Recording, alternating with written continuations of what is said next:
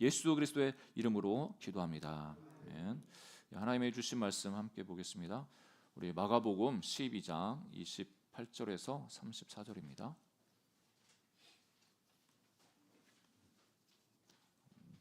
마가복음 12장 28절에서 34절입니다.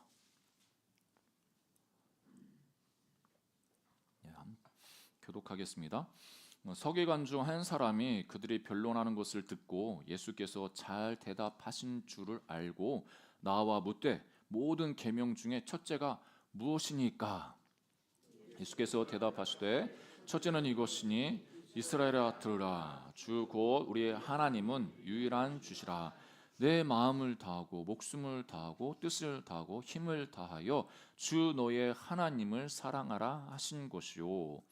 둘째는 이것이니 내 이웃을 내 자신과 같이 사랑하라 하신 것이라. 이보다 더 큰 계명이 없느니라. 서기관이 이르되 성세님이여 옳소이다. 하나님은 한 분이시오 그 외에 다른 이가 없다 하신 말씀이 참이니이다. 또 마음을 다하고 지혜를 다하고 힘을 다하여 하나님을 사랑하는 것과 이웃을 자기 자신과 같이 사랑하는 것이 전체로 드리는 모든 번제물과 기타 제물보다 나으니이다.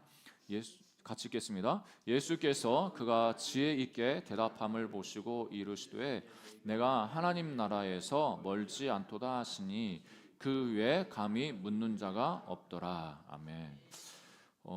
그 예전에는 학교 다닐 때 질문하는 것이 되게 익숙하지 않았습니다. 그렇지만 요즘 시대는 질문하는 것을 되게 강조해가지고 질문을 통해서 또 깨우침을 얻게 하고 또 그런 교육 방법을 통해서 사람들을 세워나가는 것을 볼 수가 있습니다. 그렇다 보니까 이 사회가 점점 이제 질문하고 그거에 대해서 답하고 그리고 또 어떤 사람과 토론하는 것이 익숙한 사회에 우리가 이제 살고 있죠. 그렇다 보면 우리가 종종 이제 사회생활 하시면 알겠지만 직장에서도 그렇고 일터에서도 그렇고 논쟁하기를 되게 좋아하는 사람들을 또 만나게 됩니다. 이런저런 이슈를 가지고 논쟁을 하면서 그 논쟁에 이제 이기려고 여러 가지 자기 의견을 피력하는 것을 보죠. 그러니까 논쟁 자체를 즐기는 사람도 있는가 반면에 또 어떤 분들은 그것에 휩싸이지 않으려고 웬만하면 말 안 섞고 그냥 조용히 지나가는 게 속 편하다 해가지고 아무 말 안 하고 그냥 지나가는 경우도 있죠. 그러니까 세상 살아가다 보면 이 논쟁을 피할 수 없을 때가 또 간혹 있긴 한데 예수님의 삶을 보면 예수님께서 공생애 3년 반 그렇게 사역을 하실 때 예수님께 논쟁을 거는 사람들이 종종 있었습니다. 오늘 마가복음 12장에서도 그 전에도 이 종교 지도자들 그런 그룹이 예수님께 찾아와서 이제 논쟁을 하죠. 종교 지도자라고 하면 이때 산헤드린 그 공회원이었던 대제사장이나 아니면 바리새인들 또 사두개인들 그 세금에 대한 논쟁을 일으켰던 사람 중에 또 헤롯 당인 사람들도 있습니다. 그러니까 바리새인이랑 헤롯 당은 좀 극과 극인 사람이다. 헤롯 당 사람들은 친로마 성향의 그러니까 로마 권력자에게 붙어가지고 자기가 그 안에서 호의호식하는 사람들이었죠. 그래서 이 바리새인들 같은 경우는 율법 교사이면서 또 율법을 중요하게 여기는 사람들이어서 어떻게 보면 민족주의자들이 이 바리새인들이 많았죠. 그러니까 이 친로마 성향의 사람들이랑 섞일 수가 없는데 헤롯 당이랑 이 바리새인 이 사람이 한 마음이 돼가지고 예수님을 시험에 빠뜨리려고 그렇게 질문을 하죠. 그래서 이 세금 문제로 가이사에게 이 바치는 게 세금 내는 게 맞냐 틀리냐 이렇게 물어봤을 때 예수님께서 대답하시죠. 가이사의 것은 가이사에게 하나님 것은 하나님께. 이 말은 양자 어느 하나 하고 하지 말라 이런 게 아니라 양자택일 하는 것을 거부하시면서 이 세상에서 우리가 하나님이 세우신 그 권위 아래 우리가 해야 될 의무도 할 뿐만 아니라 우리가 하나님의 백성으로서도 해야 될 일들은 해야 된다고 말씀을 가르치시죠. 그러니까 예수님께서 예수님을 넘어뜨려고 하는 의도를 가진 그런 질문에도 아주 현명하게 대답을 하시는 것을 봅니다. 그러니까 우리가 하나님 앞에서도 어떻게 보면은 어리석게 보일 수 있는 그런 질문을 한다고 해도 예수님께서 우리를 가르쳐 주셔서 그 질문에 대해서 이렇게 답을 해주시는 것을 경험을 하죠. 예수님이 참 너무나 좋으십니다. 그러면서 이제 부활 논쟁에 들어가는데 사두개인들이 이 모세의 수원법을 가지고 와가지고 부활할 때 누구의 그러니까 그 아내가 그러니까 7형제가 있는데 첫 번째 형이 그 형수랑 결혼해서 어떻게 보면 애가 없이 죽었을 경우에 그 형의 이름 그 대를 잇기 위해서 둘째가 또 결혼을 하죠. 그런데 둘째도 아기 없이 죽고 셋째도 그 형수랑 또 셋째도 결혼해서 했는데 또 죽고 그래서 7명 다 결혼했는데 죽었어. 그러면 그 부활 때 누구의 그 여자는 누구의 아내가 되겠냐 이렇게 질문할 때 하나님 예수님께서 너희가 하나님의 능력도 성경도 알지 못해서 오해한다 이렇게 하시면서 부활 때는 결혼도 하지 않는 천사와 같은 그 존재로 우리가 그렇게 있을 거라고 말씀하시죠. 이렇게 예수님은 자기를 자신을 향해서 나쁜 질문을 해도 그것을 가지고 올바른 진리의 말씀을 이렇게 주시는 것을 봅니다. 오늘 본문의 이 서기관도 어떻게 보면 그 논쟁을 하고 있는 예수님과 그 지금 성전에서 그런 종교 지도자들이랑 이렇게 논쟁하고 있는 그것을 옆에서 바라보다가 이 사람이 아주 좋은 질문을 합니다. 아주 좋은 질문. 그러니까 그 예수님을 공경에 빠뜨리려고 또 하는 것도 아니고 이 문맥을 보면 이 서기관이 정말 궁금한 것 그것을 물어보는 것 같고 그 예수님의 대답에 대해서 아주 옳다고 그렇게 감탄하는 것을 볼 수가 있죠.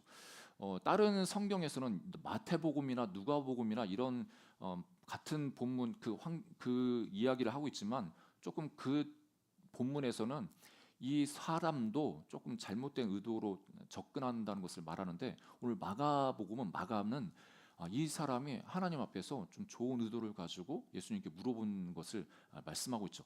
그러니까 이 서기관이 좋은 질문을 하니까 하나님께서 아주 예수님이 훌륭한 대답을 또 주시죠. 여러분 그 책 중에 그런 책이 있더라고요. 좋은 질문이 좋은 인생을 만든다.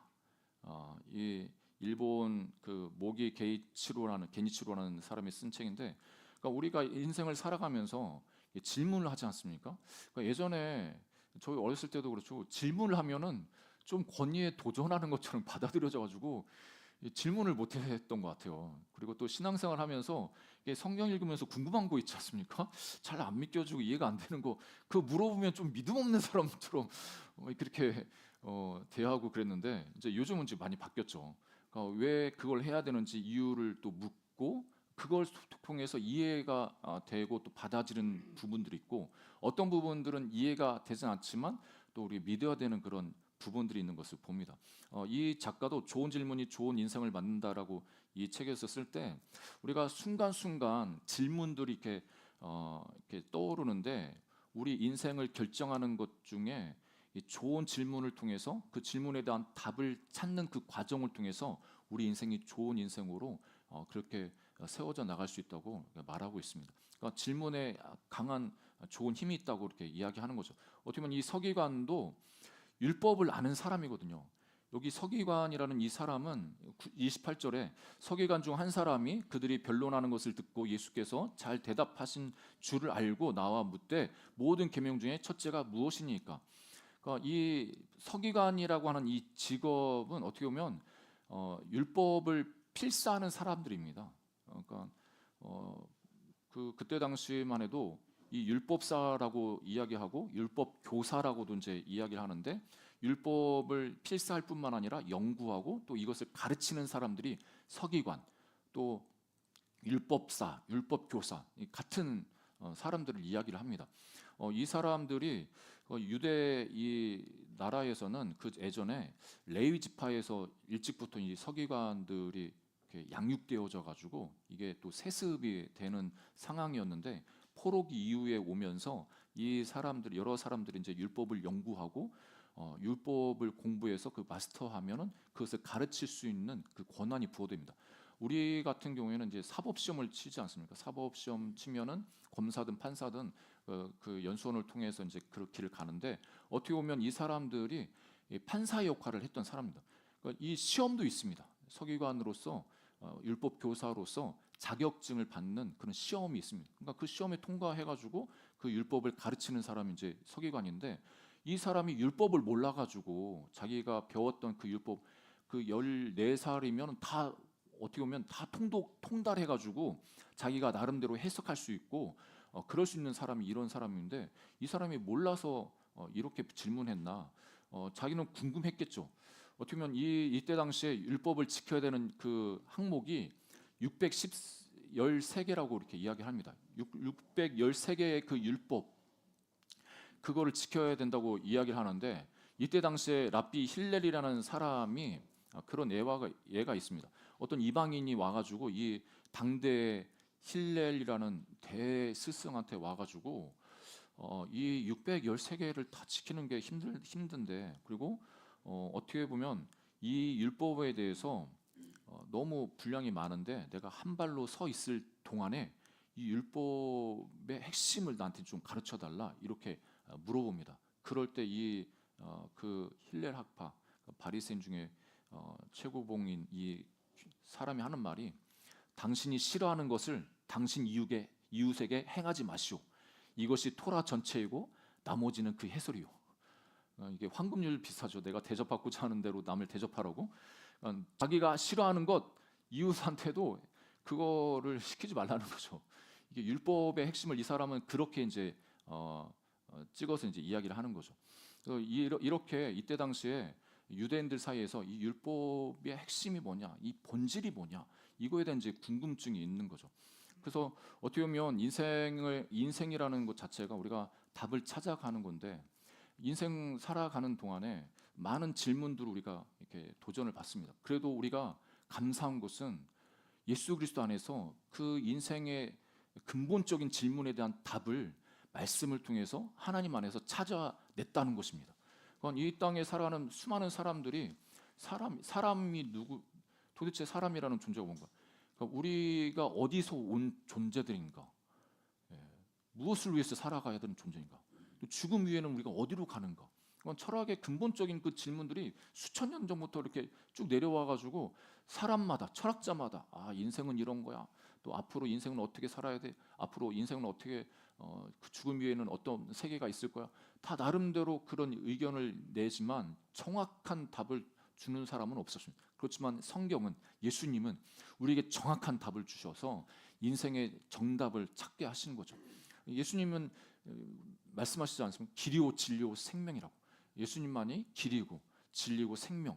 예수님이 답이라고 이렇게 말씀하시는 거죠. 우리가 품고 있는 많은 그 질문 중에 예수님을 통해서 우리가 답을 찾는 것을 봅니다. 특별히 이미 예수 그리스도 안에서 답을 찾으신 여러분들, 인생에 대한 답을 찾으시는, 어디서 우리가 왔습니까?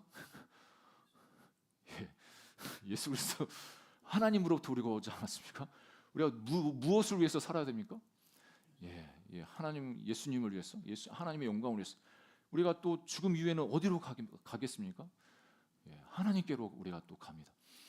이 변치 않는 이 질문에 대한 이 답을 우리가 붙잡고 나가기를 주님을 축복합니다. 이 율법 교사는, 이 서기관이라는 이 사람은 예수님께, 그러면 이 많은 율법이 있는데 정말 핵심, 첫째 되는 진짜 본질적인 게 뭐냐? 그러니까 인생의 그 율법의 본질에 대한 그 질문을 하고 있는 겁니다. 그러니까 우리가 신앙생활 할 때도 그렇지 않습니까? 신앙생활이 지금까지 하셨던 여러분들의 많은 이제 지금까지의 그 신앙생활이 있는데, 정말 신앙생활이라는 게 뭐냐? 정말 예수님 믿고 예수님 하나님 자녀로 살아간다는 게 뭐냐? 이렇게 이제 근본적으로 이렇게 질문을 할 수가 있는데, 어떻게 보면 이 서기관도 율법 수많은, 하나님 백성으로서 행해야 될 그 수많은 법들이 있는데, 그 법 중에 진짜 본질이 되고 핵심이 되는 게 뭔지, 그걸 붙잡으면, 그거를 해결하면 나머지 것은 해결될 수 있기 때문에 그렇게 물어보는 거죠. 그 질문에 대해서 예수님이 훌륭한 대답을 주십니다. 그 율법의 핵심, 너희가 정말 궁금한 그 율법의 본질적인 것, 그게 무엇이냐? 그게 바로 하나님 사랑이고 이웃 사랑이라고 말씀하십니다. 29절부터 31절이 그 말씀이죠. 보시면 29절에서 우리 함께 읽어볼까요? 29절에서 31절 다시 한번 읽어보겠습니다. 시작. 예수께서 대답하시되 첫째는 이것이니 이스라엘아 들으라. 주 곧 우리 하나님은 유일한 주시라. 내 마음을 다하고 목숨을 다하고 뜻을 다하고 힘을 다하여 주 너희 하나님을 사랑하라 하신 것이요 둘째는 이것이니 내 이웃을 내 자신과 같이 사랑하라 하시는 것이라. 이보다 더 큰 계명이 없느니라. 여러분 잘 아시는 것처럼 이 말씀은 신명기 6장 4절 5절 말씀과 레위기 19장 말씀을 하나님 예수님이 같이 이렇게 연결시켜서 말씀하시는 겁니다. 그러니까 신명기 6장 4절 5절 그러니까 들으라 이스라엘, 그러니까 히브리어는 쉐마 이스라엘, 이 문구는 이 히브리 그러니까 이스라엘 어린 아이들은 아침 저녁으로 이 말씀을 암송하는 겁니다. 계속 이거를 암송하면서 내가 어떤 존재로 어떻게 살아야 되는지 이제 가르쳐 주는 거죠. 그래서 우리가 잘 아는 것처럼 이스라엘아 들으라 우리 하나님 여호와는 오직 유일한 여호와시니 너는 마음을 다하고 뜻을 다하고 힘을 다하여 내 하나님 여호와를 사랑하라. 이 말씀과 함께 레위기 19장 18절에 원수를 갚지 말며 동포를 원망하지 말며 내 이웃 사랑하기를 내 자신과 같이 사랑하라 하는 사랑하라 나는 여호와이니라. 그러니까 이때 당시만 해도 이 사람들은 하나님 사랑하는 것 이게 뭐냐 얘기할 때 이때 종교 지도자들이 그 백성들을 가르치는 것은 성전 중심의 그 제사를 가르쳤습니다. 네가 하나님 사랑해? 그 하나님 사랑을 표현하는 방법 어떤 거냐? 와서 제사를 많이 드리고 제물을 많이 바치면 돼. 네가 하나님을 사랑하는 만큼 제사도 많이 드리고 많이 와서 제물도 드리고 그럼 너 하나님 사랑하는 게 증명이 되는 거야. 이런 식이었다는 거죠. 그렇지만 예수님은 다시 이거를 해석하시는 거예요. 성전 유대교에 대해서 그래 하나님 사랑하는 것과 제사 드리는 것 이게 분리될 수 있음을 이제 말씀하는 겁니다. 그러니까 하나님 사랑하는 게 뭐 제사 드리는 그 종교적 행위로 나타날 수도 있겠지만 그게 아니라 하나님 사랑하는 자는 이웃 사랑하는 것으로 나타난다고 말씀하시는 겁니다. 그러니까 이때 당시에는 하나님 사랑과 이웃 사랑을 연결시켜 가지고 이게 동일한 어떤 계명처럼 큰 계명이라 이렇게 말한 사람이 없었습니다. 예수님은 정말 혁명과 같은 말씀을 하시는 겁니다. 이 말씀에 대해서 이 서기관도 동감을 하고 찬성하면서 맞다고 이렇게 맞장구를 쳐주죠. 여러분 정말 우리가 하나님 사랑하는 것, 이웃 사랑하는 것 어떻게 보면 우리가 신앙생활하는 것의 본질이라고도 말씀드릴 수가 있습니다. 그렇지 않습니까? 신앙생활하는 게 뭐겠습니까? 우리가 하나님의 사랑을 이미 경험하고 깨닫고 하나님 백성이 됐고 자녀가 되었습니다. 그 다음에 우리가 해야 될 일은 하나님을 사랑하는 그 하나님 사랑하는 게 하나님 사랑합니다. 오늘 찬양 고백도 많이 들었지만 그 사랑의 고백을 드릴 수 있는 것 그것도 어떻게 보면 사랑의 표현이죠. 제가 하나님을 인격적으로 만나지 않을 때는 교회에 오면은 이제 찬양할 때 하나님 사랑합니다. 이 찬양이 있지 않습니까? 오늘 했던 이런 수많은 찬양들 찬양을 하면서도 마음에 너무 이렇게 껄끄러운 거예요. 나는 하나님 안 사랑하는 것 같은데 나는 전심을 안 사랑하는 것 같은데 계속 그 사랑한다 이렇게 고백을 해야 되니까 내가 너무 이율배반적이고 내가 나 자신을 너무 속이는 것 같고 나는 사랑도 안 하는 것 같은데 사랑합니다 나의 예수님 뭐 사랑합니다 이렇게 하니까 여러분 그런 경우 없으십니까? 나는 지금 전심으로 안 사랑하는 것 같은데 찬송을 할 때 사랑해야 된다고 고백하고 이런 게 좀 거꾸로울 수 있습니다. 그렇지만 우리가 하나님의 사랑을 경험할 때 정말 우리도 모르게 자연스럽게 자발적으로 하나님 사랑한다고 고백이 되어지죠. 이 30절을 다시 한번 보면 내 마음을 다하고 목숨을 다하고 뜻을 다하여 힘을 다하여 주 너희 하나님을 사랑하라 할 때 이 마음과 목숨과 뜻과 힘은 우리 전인격을 이야기하는 겁니다. 전인격으로 절대적으로 하나님을 사랑하라고 말씀하시는 거고 31절의 둘째가 이것이니 내 이웃을 자신과 같이 사랑하라 하시는 것이라 이보다 더 큰 계명이 없느니라. 예수님께서 이보다 더 큰 계명이 없다. 그러니까 이 하나님 사랑, 이웃 사랑 이것을 함께 거론하시면서 하나님 사랑이 이웃 사랑으로 나타나야 된다는 것을 말씀하고 있습니다. 여러분 이 계명 우리가 신앙생활 초기 때부터 이 계명은 어떻게 보면 여러분 많이 들으셨지 않습니까? 그러면 이 계명이 우리 삶에 어떻게 나타나야 되는지 어떻게 보면 이 일평생 하나님 앞에 가기 전까지는 이거를 삶에 어떻게 적용하면서 내 삶에 이걸 실천할지가 신앙생활의 내용이겠죠. 예. 우리 지금 어떻게 보면은 우리가 하나님 사랑해서 여기 같이 예배드리러 모였고, 또 하나님 사랑하기 때문에 우리 지체들 위해서 같이 중보하고 기도하고 격려하고 있습니다. 요한일서 1장 4절 7절 4장 7절에서 11절에 보니까 이 요한일서도, 그러니까 예수님이 하신 이 말씀을 어떤 신학자는 예수 신경이라고도 이야기합니다. 우리가 사도신경을 하면은 우리의 신앙을 고백한 처럼 이 예수님께서 이 믿음의 고백, 이 하나님 사랑하고 이웃 사랑하는 이 고백을 우리에게 주셨고, 이것을 이제 고백해야 된다고 이야기하는데, 이 흐름이 어떻게 보면 초대교회 이런 흐름이 이제 흘러가는 것을 볼 수가 있는데, 사도 요한이 이렇게 고백을 하죠. 사랑하는 자들아, 우리가 서로 사랑하자. 사랑은 하나님께 속한 것이니 사랑하는 자마다 하나님으로부터 나서 하나님을 알고, 사랑하지 아니하는 자는 하나님 알지 못하나니 이는 하나님은 사랑이심이라. 그러니까 사랑하지 않으면 하나님을 또 알지 못한대요.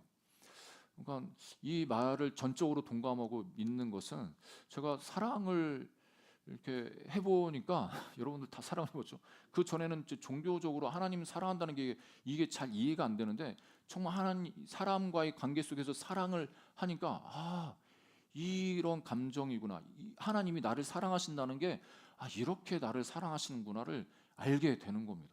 이건 그렇지 않습니까? 우리가 자녀들을 여러분들도 사랑하시는데, 그 사랑하다 보니까 하나님 아버지가 나를 이렇게 사랑하시는구나. 우리 자녀들 향해서 어떤 때는 얼마나 불쌍하고 안쓰럽고 그렇습니까? 그래서 그를 위해서 기도하고, 하나님이 나를 보실 때 얼마나 그렇게 또 보시겠습니까? 그러니까 이 사랑을 해야 하나님을 더 좀 알 수가 있다고 우리 가르쳐 주십니다. 그래서 9절에 하나님의 사랑이 우리에게 이렇게 나타난 바 되었으니 하나님이 자기 독생자를 세상에 보내심은 그로 말미암아 우리를 살리려 하심이라. 그러니까 우리가 보통 그런 말씀을 하죠. 사랑을 받아본 사람이 사랑할 수 있다. 예, 맞습니다. 근데 우리가 하나님의 사랑을 이렇게 충분히 충만하게 이렇게 받아봐야 또 사랑할 수 있는 것은 당연하죠. 근데 그래도 감사하게 어떻게 보면은 우리가 하나님을 먼저 사랑한 게 아니라 하나님이 우리를 향해서 사랑을 먼저 해 주셔서 그 사랑을 깨달아 가지고 감격해서 또 하나님을 사랑하게 되었습니다. 그 하나님의 사랑의 표현이 뭐냐? 그게 자기 독생자, 자기 아들을 우리에게 주셨다고 그렇게 말씀하시죠. 근데 10절에 사랑은 여기 있으니 우리가 하나님을 사랑한 것이 아니요 하나님이 우리를 사랑하사 우리 죄를 속하기 위하여 화목제물로 그 아들을 보내셨음이라. 사랑하는 자들아, 하나님이 이같이 우리를 사랑하셨은즉 우리도 서로 사랑하는 것이 마땅하도다. 그러니까 이웃 사랑, 형제 사랑, 이 사랑의 근거, 또 우리 신앙생활의 어떤 근거, 그것은 다 하나님 사랑에서 시작해야 된다고 우리에게 가르쳐 주십니다. 요한일서 4장 20절 21절에도 누구든지 하나님을 사랑하노라 하고 그 형제를 미워하면 이는 거짓말하는 자니 보는 바 그 형제를 사랑하지 아니하는 자는 보지 못하는 바 하나님을 사랑할 수 없느니라. 우리가 이 계명을 주께 받았나니 하나님을 사랑하는 자는 또한 그 형제를 사랑할지니라. 말씀을 일주일 동안 묵상하면서 준비하면서 나는 하나님을 얼마나 사랑했나, 또 그 사랑이 우리 이웃을 향한 사랑으로 나타나야 되는데 얼마나 사랑했나. 우리가 생각할 때 사랑한다고 하면, 이웃을 사랑한다고 하면 정말 큰 것만 생각하는 것 같습니다. 그러니까 우리가 잘 아는 믿음의 선배들 중에 사랑의 원자탄 손영원 목사님, 자기 아들을 죽인 그 사람들, 그 사람을 용서해 주는 그 사랑, 내가 그런 큰 사랑을 할 수 있을까? 그러니까 우리는 어떻게 보면 사랑한다고 하면, 남을 사랑한다고 하면 어떤 큰 거를 뭔가를 해야 사랑한다고 이렇게 생각을 하는 경향이 있는 것 같습니다. 그렇지만 하나님께서는 작은 것, 그 사람을 어떻게 보면 배려할 수 있는 그 말 한마디, 이해해주는 그 말 한마디, 이게 그 사람에게 있어서 큰 힘이 되고 우리에게 있어서는 그 사람을 향한 사랑의 어떤 표현이고 사랑의 실천이라고 우리 가르쳐 주십니다. 이런 작은 그 사랑의 실천이 저와 여러분 가운데 있기를 주님으로 축복합니다. 그래서 이 서기관이 32절 33절에 보니까 이렇게 정말 적극적으로 반응하죠. 32절에 서기관이 이르되 선생님이 옳소이다, 맞장구를 친 겁니다. 하나님은 한 분이시오, 그 외에 다른 이가 없다 하신 말씀이 참이니이다. 그 예수님께서 하신 그 말씀에 대해서 그러니까 유대인이기 때문에 유일신 사상이 있어서 이게 그들 안에 있어서 정통 신학이었는데 그거에 대해서 예수님이 인정하시니까 맞다고 이렇게 공감을 하고 인정을 합니다. 어떻게 보면 아이러니하죠. 종교 지도자들은 예수님을 죽일 때 이때 당시 예수님을 죽이는 그 죄목이 신성모독이었지 않습니까? 예수님이 하나님이 자기 자신을 향해서 하나님이다 이렇게 이야기하는 그것에 대해서 걸고 넘어져서 죄인으로 그렇게 십자가에 예수님을 넘겨준 것을 봅니다. 그렇지만 예수님께서 이 고백 하나님은 한 분이시다 이렇게 고백했고, 두 번째는 이 33절을 보니까 하나님 사랑, 이웃 사랑이 최고의 계명이라는 것에 대해서도 적극적으로 동의를 합니다. 그러면서 하는 말이 뒤에 보니까 전체로 드리는 모든 번제물과 기타 제물보다 나으니다. 어떻게 보면 이 서기관은 정말 혁명적인 이야기를 한 겁니다. 이때 당시에는 성전에서 예배 드리고 제물 드리는 게 하나님 사랑하는 것을 표현하는 행동인데, 그거에 대해서 성전 이 제사와 하나님 사랑이랑 분리해서 생각해가지고 이야기를 하는 거죠. 그러니까 이 하나님 사랑, 이웃 사랑하는 게 제사 드리는 거, 이렇게 번제물 드리는 거 이런 것보다도 더 낫다고 인정을 하는 겁니다. 이때 당시에 이 어떻게 보면 다른 유대인들이 들었으면 책 잡을 수 있는 말이지만 예수님의 그 율법의 핵심에 대한 그 본질적인 말씀에 대해서 이 서기관이 공감을 하고 인정을 합니다. 그럴 때 예수님께서 마지막으로 이렇게 이 서기관에게 이야기를 하죠. 34절에 보니까 예수께서 그가 지혜 있게 대답함을 보시고 이르시되 네가 하나님 나라에서 멀지 않도다 하시니 그 외에 감히 묻는 자가 없더라. 그러니까 서기관의 그 반응을 예수님이 칭찬하시면서 하시는 말씀이 네가 하나님 나라에 멀지 않다. 좀 암호 같은 말씀을 하시죠. 이 말씀을 우리가 읽다 보면 지난주에 부자 청년이 좀 떠오릅니다. 부자 청년은 어떻게 보면 하나님 나라에 가까이 왔죠. 하나님 앞에 영생을 얻는 방법에 대해서 이렇게 물어봤을 때 이제 예수님께서 너희 모든 재물을 가난한 자에게 나눠주고 나를 따르라. 그러니까 그 예수님이 하나님 나라로 초청해서 함께 가자고 이렇게 하셨는데, 이 청년은 자기가 누릴 그 하늘의 영광, 앞으로 누릴 그 영원한 생명, 이거보다는 자기가 지금 가지고 있는 이 큰 재정이 더 귀하게 여기고 이걸 포기하는 게 너무 아까워가지고 예수님의 그 초청을 거절한 것을 봅니다. 그래서 하나님 나라에서 어떻게 보면 멀어졌죠. 근데 예수님께서 이 서기관에게 그 대답을 잘 하시는 것을 들어보면서 네가 이제 하나님 나라에서 멀지 않아. 하나님 나라에서 멀지 않아. 이 말씀은 예수님께서 이 서기관에게 하나님 나라의 최고의 계명을 이제 말씀해 주셨는데, 그거에 대해서 네가 동의하는 것, 그 동의하는 그 수준은 진짜 하나님 나라에 너 너무 가까이 왔어. 근데 그것으로 부족하고 그 아는 것을 살아내야 돼. 이렇게 말씀하시는 겁니다. 그러니까 그 하나님 나라에 들어가기 위해서라도 하나님 나라의 백성으로서 그렇게 영원한 생명을 누리려면 이제 그 아는 것, 하나님 사랑하고 이웃 사랑하는 것 모르는 사람이 어디 있겠습니까? 아는 것만으로 충분하지 않고 그 말씀을 살아내야 된다고 그렇게 도전하시는 겁니다. 여러분, 우리가 하나님 말씀 지금까지 어떻게 보면 당연한 말씀을 매일 반복적으로 많이 듣습니다. 하나님 사랑하는 것 너무나 압니다. 이웃을 사랑해야 되는 것 알죠. 모르는 사람이 어디 있겠습니까? 유치원에서 다 배웠고 교학교에서 다 배웠는데, 그런데 그것을 살아내는 것은 다른 별개의 문제입니다. 우리가 큰 교회 다닌다고 해서 믿음이 좋지 않습니다. 좋은 말씀, 은혜로운 말씀 듣는다고 해서 그 말씀을 살아내는 것은 또 별개의 문제입니다. 오늘 예수님께서 말씀하시는 것이 네가 아느냐? 그러면 그 아는 거로 충분하지 않고 살아내야 돼. 그렇게 그 율법을 하나님 사랑하고 이웃 사랑하는 것을 네 삶에서 실천해야 돼. 이렇게 말씀하시는 거죠. 야고보서 2장 17절 19절에 또 이렇게 말씀하십니다. 우리가 이게 이신칭의에 반하는 말씀은 아니고 우리의 믿음이 있다고 하면 그것이 삶으로 나타날 수밖에 없다는 것을 야고보가 이야기하는 겁니다. 2장 17절 19절에 보니까 이와 같이 행함이 없는 믿음은 그 자체가 죽은 것이라. 어떤 사람은 말하기를 너는 믿음이 있고 나는 행함이 있으니 행함이 없는 내 믿음을 내게 보이라. 나는 행함으로 내 믿음을 내게 보이리라 하리라. 내가 하나님은 한 분이신 줄 믿느냐? 잘하는도다. 귀신들도 믿고 떠느니라.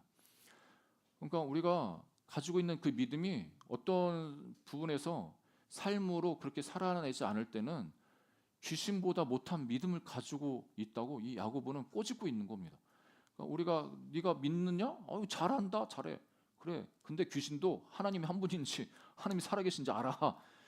하나님을 알고 믿는다면 그 하나님께서 우리에게 주신 말씀을 순종함으로 우리의 믿음이 증명되어야 된다고 가르쳐 주시는 거죠. 이 말씀이 우리의 삶에 도전이 되는데 그 하나님 말씀을 부여잡고 살아내도록 몸부림치는 우리 모두가 되기를 주님을 축복합니다. 우리 장로님께서도 대표기도 때 말씀하셨는데 우리가 순종할 때 말씀을 순종하려고 할 때 우리 힘으로 되지 않죠. 우리가 어떻게 이 모든 것을 다 완벽하게 다 살아낼 수 있겠습니까? 우리는 연약한 존재이기 때문에 그래서 더더욱 우리 안에 있는 성령의 은혜를 구해야 되고 성령의 능력을 구해서 하나님 말씀대로 살아가도록 하는 우리 모두가 되기를 주의 이름으로 축복합니다. 말씀의 결론을 맺으면 이 서기관은 좋은 질문을 통해서 훌륭한 답을 얻습니다. 그 훌륭한 답이라는 게 다른 게 아니라 이 모든 계명 중에 첫째 되는 것, 가장 중요한 게 무엇이냐, 율법의 핵심이 무엇이냐, 그게 다른 게 아니라 하나님의 사랑이고 이웃을 사랑하라고 주님은 말씀하십니다. 그런데 우리가 물어봐야 될 것은 이런 말씀 앞에 우리는 우리 스스로에게 물어봐야만 합니다. 스스로에게 계속적으로 질문해야 됩니다. 나에게 이웃은 누구인가? 하나님 사랑이 어떻게 내 삶에서 이루어져야 되는가? 이것은 누가 가르쳐주지 않습니다. 가르쳐주는 순간 어떻게 보면 그 사람에게 그것이 율법이 되고 올무가 될 수가 있습니다. 그렇지만 우리가 마음에 기도하면서 하나님께서 감동 주실 때 그 감동을 가지고 지체들을 향해서 사랑의 표현 또 사랑의 작은 행동을 통해서 하나님의 사랑이 실천될 수가 있습니다. 예수님께서도 누가복음에 그렇게 말씀하시죠.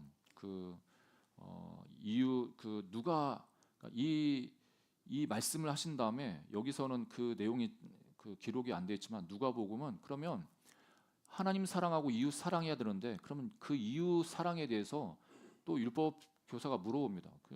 누가 이웃입니까? 나의 이웃이.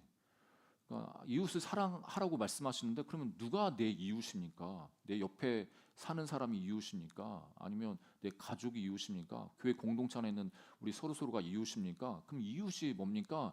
예수님께 물어봤을 때 예수님이 이 강도 만난 사마리아 비유를 하시지 않습니까? 사마리아인이 강도 만나가지고 이렇게 어려움에 처해져 있는데 강도 만난 사마리아인이 아닙니까? 예. 예. 그 강도 만난 사람을 도와준 사람이 사마리아인 아니었겠습니까? 다른 율법사 다른 종교 지도자들은 다 자기들이 일정에서 다 가고 막 그 외면하고 그랬는데 이 선한 사마리아인만이 이 강도 만난 사람을 보살펴주고 또 치료해주고 또 더 드는 비용이 있으면 자기가 내겠다고 이야기합니다. 그럴 때 누가복음 10장 36절에 보니까 예수님이 이렇게 이야기를 합니다. 내 생각에는 이 세 사람 중에 누가 강도 만난 자의 이웃이 되겠느냐? 이르되 자비를 베푼 자니이다. 예수께서 이르시되 가서 너도 이와 같이 하라 하시니라. 그러니까 우리가 생각할 땐 내 이웃이 무엇입니까? 이렇게 질문을 많이 하지 않습니까? 네, 그것도 틀린 질문 아니지만 예수님이 하시는 질문은 강도 만난 자의 이웃이 누가 강도 만난 자의 이웃이 되겠냐? 이 미묘한 차이를 아시겠습니까? 그러니까 내 이웃, 나를 중심으로 해서 이웃을 찾는 우리의 그 성향이 있다면 예수님 말씀하시는 게 누가 강도 만난 자의 이웃이냐? 그 강도 만난 자의 이웃, 누가 그 이웃이 되겠느냐? 그러니까 우리가 어떻게 보면 우리가 돌봐야 될 그 연약한 지체, 그 영혼, 그 영혼의 이웃이 되어야 된다고 예수님께서 우리에게 도전하시죠.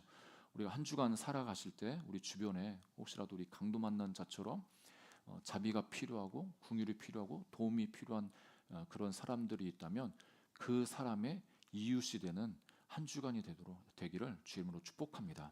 네. 무엇보다도 하나님이 우리를 먼저 사랑하셨기에 사랑할 수 있는 우리의 힘이 우리에게 있습니다. 하나님이 우리를 사랑하셔서 용서하셨기 때문에 또 우리를 향해서 아픔을 주는 그 사람을 향해서도 우리가 용서할 수가 있습니다. 이런 사랑의 실천이 뭐 크게 내 재산 전 재산을 팔아가지고 구제하고 이렇게 해야 사랑의 실천이 아니라 우리가 가지고 있는 작은 것 나눌 수 있고 또 말 한마디라도 그 사람을 격려하고 세워주는 그 말 한마디가 사랑의 표현이고 실천인 것을 기억하고 하나님 사랑과 이웃 사랑을 실천하는 우리 모두가 되기를 주님으로 축복합니다.